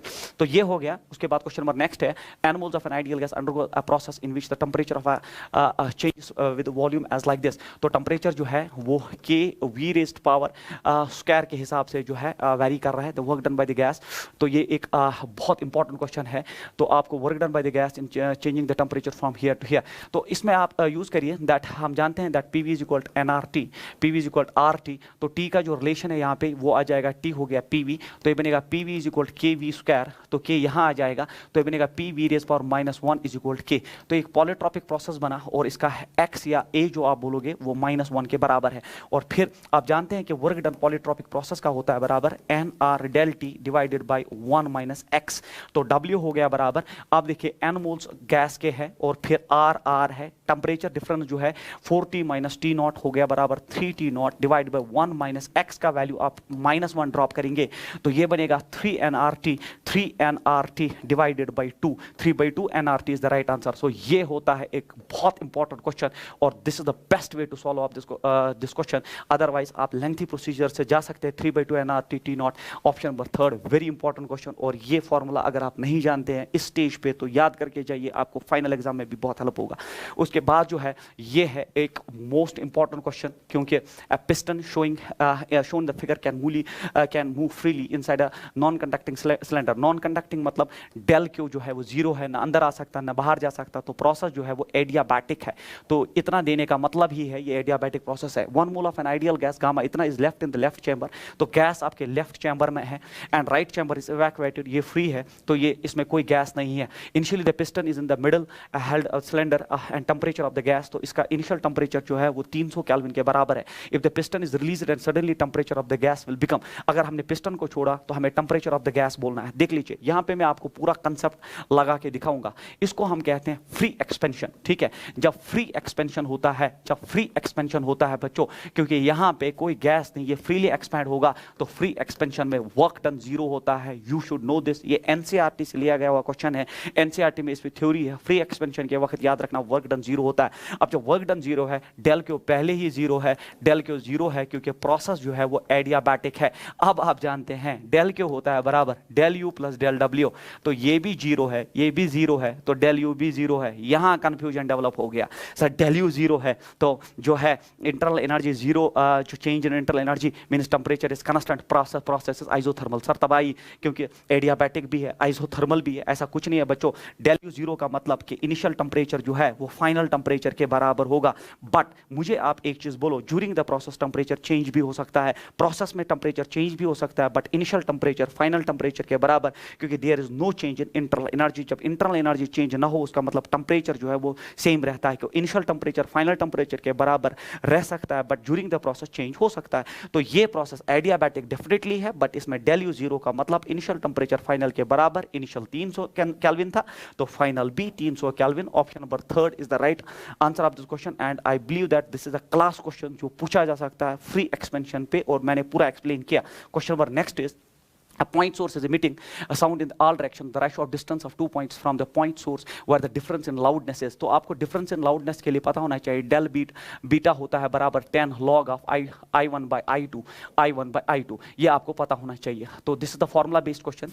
और आपका point source है, और point source का जो del भी उसके हिसाब से 10 log of, क्योंकि point source का intensity जो है वो inversely proportional to square of distance होता है, तो यहाँ आ जाएगा R2 divided by R1 का whole square. हाँ, यहाँ square क्योंकि inversely proportional to R square आता है. अब डेल बी जो है वो आपको दिया है 3 डेसिबल, तो मैं लिखूंगा 3 is equal to 10 log of R2 by R1 का ही शायद हमें रेशो निकालना है. बिल्कुल, तो यहाँ पे आप देख लीजिए, यहाँ पे देख लीजिए, अगर मैं ये लिखूंगा यहाँ पे ये बनेगा 0.310 डिवाइड होगा, ये बनेगा log of R2 by R1 का होल स्क्वायर. अब ये 0.3 क्वेश्चन में दिया गया है दैट लॉग ऑफ 2 ही 0.3 होता है, तो मैं लिखूंगा लॉग बेस 10 2 इज इक्वल 0.3. तो लॉग यहाँ से भी जो है ये बनेगा R2 बाय R1 का स्क्वायर. लॉग लॉग कट जाएगा तो आपका R2 बाय R1 का स्क्वायर जो है वो रिड्यूस हो जाएगा आपका 2. बट आपको चाहिए पहले टेकिंग रूट, तो ये रूट बनेगा, और टेकिंग इनवर्स, तो R1 बाय R2 का रेशियो चाहिए 1 by right 2 root 2 should be the right answer of this question. Very important, loudness पे बेस्ड. उसके बाद the speed of a transverse wave in a stretched string is this. If the string is 2 metre long the frequency with which it resonates in fundamental mode. तो fundamental mode का frequency जो होता है ना, the string का NV/2L formula होता है. Fundamental mode हो गया, n वैल्यू 1 है, और वेलोसिटी जो है वो 700 सेंटीमीटर पर सेकंड के हिसाब से दिया है, डिवाइडेड बाय 2L. L आपका जो है बच्चों दैट इज 2, और ये 100 डिवाइड होगा क्योंकि सेंटीमीटर 0 0 कट जाएगा. 7/4 is the right choice for this. 7/4 option number 2 is the right answer for this question. Formula based question और फंडामेंटल आपको पता होना चाहिए. उसके बाद अ gaseous mixture consist of 16 gram of helium and 16 gram of oxygen. पहले helium के आप नंबर ऑफ मोल्स निकालिए. हीलियम 16 ग्राम दिया है, 16 gram of helium that is 16/4, तो 4 हो गया नंबर ऑफ मोल्स. और ऑक्सीजन का जो है 16 ग्राम, तो ऑक्सीजन का 16 ग्राम 16 डिवाइड बाय 32, तो ये होता है 1/2, ये होता है 0.5 मोल्स. ठीक है, तो हमें निकालना है द रेशो ऑफ Cp/Cv. तो हमें इस क्वेश्चन में रेशो ऑफ Cp/Cv मतलब हमें इसका गामा निकालना है. तो ये मिक्सचर बेस्ड क्वेश्चन है, और आपको पता होना चाहिए इस क्वेश्चन में थोड़ा सा आपको कैलकुलेशन करना पड़ेगा, but I will give the total idea to solve this. I believe that this the important question. आपको पता होना चाहिए दैट Cv मिक्सचर होता है बराबर N1Cv1 plus N2Cv2 divided by N1 plus N2. ये फॉर्मूला तो आपको याद करनी पड़ेगी. N1 आपको दिया है दैट इज 4 एंड Cv1 देख लीजिए. पहला गैस आपका जो है हीलियम है, ये मोनोएटॉमिक गैस है. मोनोएटॉमिक गैस का Cv 3v/2 R होता है. तो उसके बाद N2 आपका 0.5 है, या आप 1/2 भी लिख सकते हो. और डायटोमिक गैस होने की वजह से ऑक्सीजन डायटोमिक है, तो उसका 5/2 R होता है, divided by number of moles फिर से 4 प्लस 0.5. जब जब आप ये सॉल्व करेंगे तो आपको CV मिक्सचर मिलेगा। तो यहाँ आप कैलकुलेट करके CV मिक्सचर निकालेंगे। CV मिक्सचर आ गया तो CP मिक्सचर लिखने की जरूरत नहीं है, वो आप लिखेंगे CV मिक्सचर प्लस R। तो CV मिक्सचर प्लस R भी, तो CV मिक्सचर आपके पास आ गया है, सिर्फ R ऐड करना है तो CP मिक्सचर आ गया। तो गामा हो गया बराबर CP mixture divided by CV mixture. No doubt थोड़ा सा कैलकुलेशन करना पड़ेगा, बट अगर एंट्रेंस में सीट चाहिए और व्हाइट एप्रन आपको पहनना है तो ये चीजें तो करनी पड़ेंगी। Option number 4 is the right answer. I have given you the total method, और तरीका ये है CV मिक्सचर निकालो, CP mixture CV mixture plus R, gamma हमेशा होता है CP by CV, वहां से आपका ऑप्शन नंबर 4 आंसर आ जाएगा। उसके बाद to Carnot engines A and B are operated in succession. The first one A receives heat from a source at T1। तो ये Carnot इंजन है, Carnot इंजन 1 है, तो ये सोर्स टेम्परेचर T1 से रिसीव कर रहा है हीट, और इसका टेम्परेचर जो है वो 800 केल्विन है, 800 केल्विन है, and rejects to a sink at temperature. तो टेम्परेचर T2 पे ये एक सिंक को रिजेक्ट कर रहा है। So this is your sink temperature T2 kelvin पे ये रिजेक्ट कर रहा है। फिर the second engine B receives heat, जो सेकंड इंजन बी है वो रिसीव हीट कर रहा है from the rejected by first engine, and तो ये सेकंड Carnot इंजन जो है, Carnot इंजन सेकंड जो है वो इसके सिंक से रिसीव कर रहा है और फिर अनदर सिंक को लॉस कर रहा है। तो मैं लिखूंगा T3 किस टेम्परेचर पे, 300 केल्विन पे। हमें क्या निकालना है, if the work done outputs of the two engines are equal, अगर दोनों का वर्क डन जो है आउटपुट जो है वो इक्वल है, then the value of T2 is, हमें इस T2 का वैल्यू कैलकुलेट करना है। तो आपको पता होना चाहिए कि इसका वर्क जो है Carnot 1 का Carnot 2 के वर्क के बराबर है, और वर्क हमेशा होता है Q accepted minus Q rejected. तो यहाँ पे भी Q accepted minus Q rejected. यहाँ Q एक्सेप्टेड 800 केल्विन पे हो रहा है, माइनस T2 लॉस हो रहा है यहाँ पे, Q एक्सेप्टेड यहाँ पे T2 पे हो रहा है, और रिजेक्टेड जो है वो 300 केल्विन पे हो रहा है। तो T2 हो जाएगा ट्वाइस ऑफ T2, और ये 8 प्लस 3 होता है 1100। 1100 T2 is equal 1100 divided by 2, 550 जो है kelvin should be the right answer. 550 kelvin is the right answer for this question. Question number next is the volume V of a monatomic gas varies with temperature T as shown in the figure, the ratio of the work done by the gas to the heat supplied। तो हमें क्या निकालना है, हमें निकालना है del W by del Q। we have to calculate, this is the question, very important, when it undergoes a process change from A to B। देख लीजिए ये VT ग्राफ है, और VT graph is a straight line, means जो इसमें pressure constant है, तो it is nothing but an isobaric process. ये एक आइसोबैरिक प्रोसेस ही होना चाहिए। आपको किसने बोला, क्योंकि PV इज इक्वल nRT, तो यहाँ पे V आपका डायरेक्टली प्रोपोर्शनल टू T है, तो pressure should be constant. It's an isobaric process, और आइसोबैरिक प्रोसेस में कुछ करने की जरूरत नहीं है। तो आपका del W by del Q निकालना है। del W तो सीधे nR del T होता है, और del Q होता है n CP del T। देखिए del T NN कैंसिल होके R by CP। अब गैस देखिए, गैस मोनोएटॉमिक है, मोनोएटॉमिक का CP होता है बराबर 5/2R, R कैंसिल आउट होके 2/5 should be the right answer of this question. I believe that this question is also very important for your final need. अगर आपको नॉलेज है, प्रोसेस रीड करना आता है, तो आप ये क्वेश्चन आराम से कर सकते हैं। Question number next is the root mean square speed of oxygen molecules at a certain absolute temperature is V। तो एक पर्टिकुलर टेंपरेचर पे रूट मीन स्क्वायर वेलोसिटी आप जानते हैं रूट ऑफ 3RT/m है, तो ये ऑक्सीजन मॉलिक्यूल की रूट मीन स्क्वायर वेलोसिटी है। फिर if the temperature is doubled and the oxygen gas dissociates into 2 atoms, तो ये जब डिसोसिएट होगा ना एटम्स टेंपरेचर दुगना करने पे, मतलब ये अब जो है एक एटम की कहानी है, और मैं मानता हूं तब इसका जो रूट मीन स्क्वायर वेलोसिटी जो है वो V डैश होगा। और वो कैसे आप लिखोगे, 3R में कोई चेंज नहीं, टेंपरेचर आपने दुगना किया और मॉलिक्यूलर मास तो आधा हो गया, क्योंकि पूरे मॉलिक्यूलर ऑक्सीजन का मॉलिक्यूलर मास m है, तो जब डिसोसिएट हुआ एटम में तो m/2 बना। ये इक्वेशन सेकंड है। डिवाइडिंग द टू इक्वेशंस, तो ये बना V/V dash is equal V/V dash. देखिए 3RT/m सब कैंसल आउट हुआ, तो ये बना रूट ऑफ 1/4। रूट ऑफ 1/4 होता है 1/2, cross multiply the things, 2V should be the right answer of this question. Again a very important but formula based question। उसके बाद 1 mole of an ideal diatomic gas undergoes a transition from A to B along a path AB as shown in the figure। तो ये एक PV diagram है आपका। हमें निकालना क्या है, the change in thermal energy of the gas during this process। ये नीट में बहुत पहले पूछा गया हुआ क्वेश्चन है। तो चेंज इन इंटरनल एनर्जी का इस क्वेश्चन का जो फॉर्मूला होता है that is F/2, it is P2V2 minus P1V1। अगर आपने ये फॉर्मूला अभी तक नहीं पढ़ी है, हम अपने क्लासरूम प्रोग्राम में ये सारी चीजें पढ़ाते हैं। तो ये होता है change in internal energy. If A PV diagram like this is given, you can calculate directly the change in internal energy by F means degrees of freedom by 2 P2V2 minus P1 P2। तो del U is equal, अब देख लीजिए आपका gas जो है diatomic है और 5 degrees of freedom carry करता है।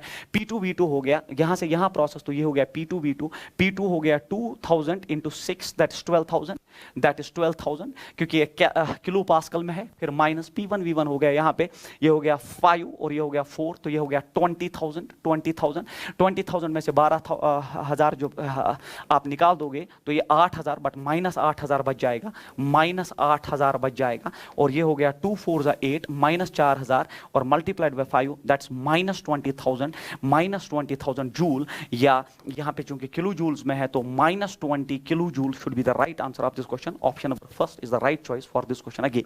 Question number next is in the given elliptical PV diagram the work done। तो elliptical PV diagram तो again a very important question, but अब पता होता है कि ellipse में work done होता है बराबर पाई, it is A minus B, क्योंकि इसका एक रेडियस और दूसरा रेडियस डिफरेंट होता है, एक पे प्रेशर है दूसरे पे वॉल्यूम है, तो आप पाई ए स्क्वायर सर्कल वाला नहीं लिख सकते, इसमें यही तरीका होता है।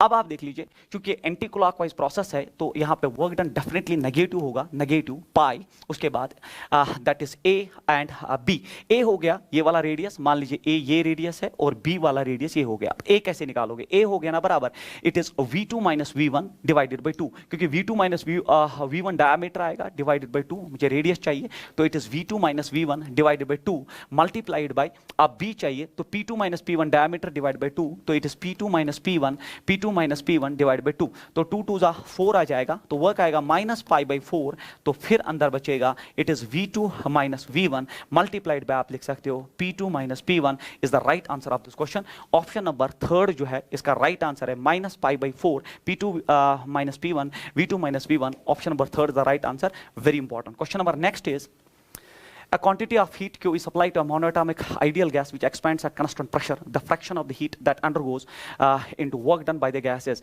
तो constant pressure पे मैंने आपको अभी बोला कि आपको del W by del Q निकालना है, और constant pressure पे isobaric process पे ये होता है NR del T। अभी ऐसा क्वेश्चन हमने किया, वो ग्राफ बेस्ड था, ये सीधे क्वेश्चन बेस्ड ही है, सीधे डाटा बेस्ड है, NCP del T। देख लीजिए del T कट जाएगा, NN कट जाएगा, R हो गया डिवाइड बाई CP। CP किस गैस का है, ये मोनोएटॉमिक गैस का, मोनोएटॉमिक गैस का Cp होता है बराबर 5/2 R, R कैंसल आउट होके 2/5 should be the right answer. Option number first is the right choice.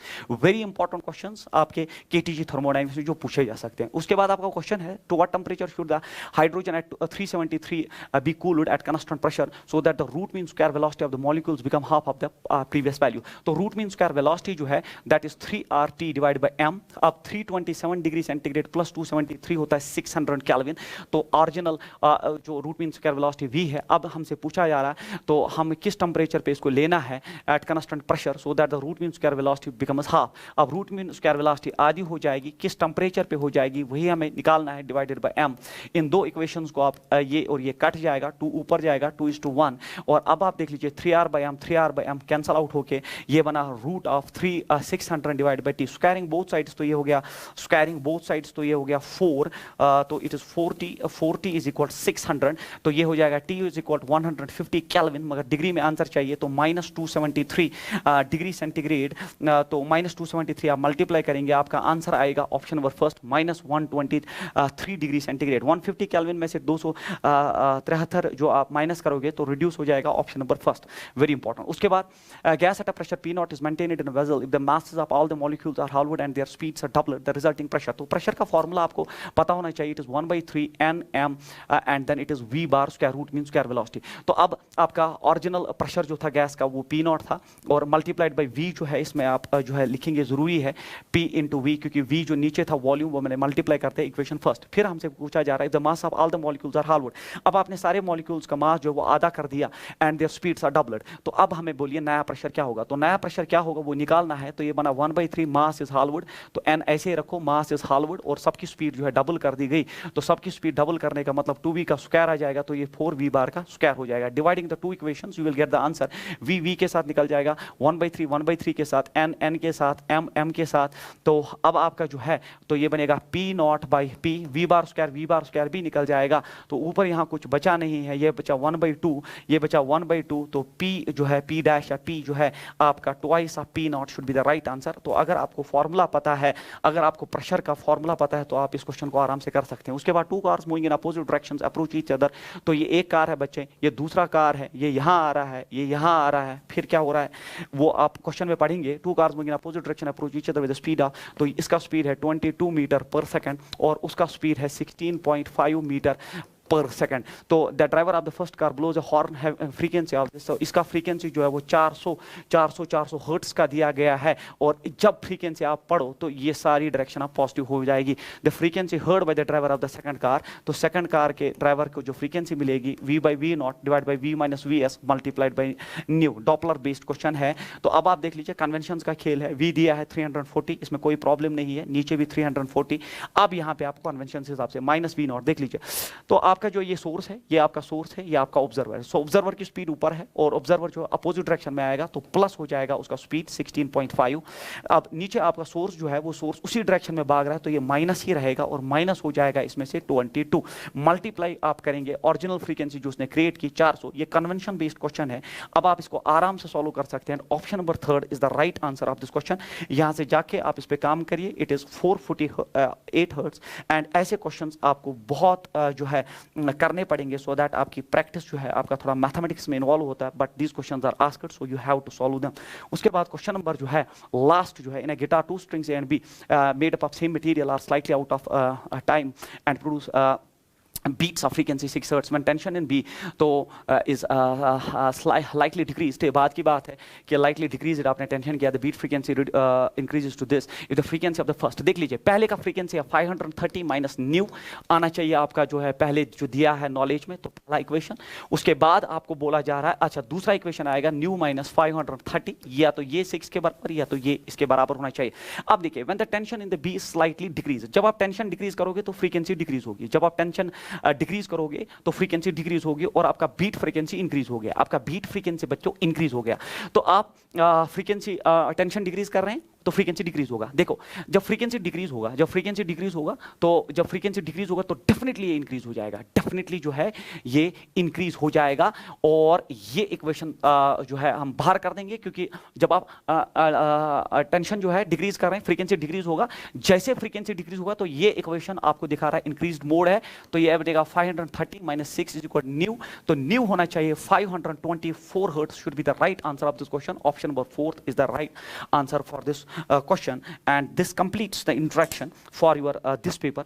I believe that जो है आपका almost मैंने हर क्वेश्चन में जो है कंसेप्ट डिस्कस करने की कोशिश की। बट यहाँ टाइम कंस्ट्रेंट ये है कि हम ज़्यादा खींच नहीं सकते तो इंट्रैक्शन लंबी हो जाएगी। तो thank you so much and hope for the best.